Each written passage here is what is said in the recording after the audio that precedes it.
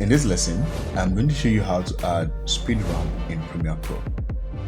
You're going to head over to the clip on the timeline, and then you're going to right click on this little FX icon right here on the top left, and then scroll down to time ramping and then select speed.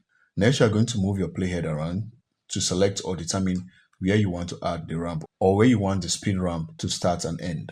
With the control key held down on your keyboard, you're going to click on this line right here at the point where you want the ramp to start, and then it's going to create a line right there. Then you're going to select where you want the ramp to end, and then hold down the control key and click on the line again. It's going to create another broken line. Now what I've done here, I have divided this clip into 3 different sections. We have the first one, the second, and then the last one right here. Now in this first section, I can speed up the clip by moving this line upward right here to increase the speed of the clip, or I can move it downward to reduce the speed of the clip.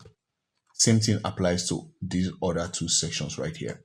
I can either increase or elevate the line to increase the speed of the clip, or bring it down to reduce the speed of the clip. If you find this video helpful, be sure to give it a like and subscribe to the channel. Thank you.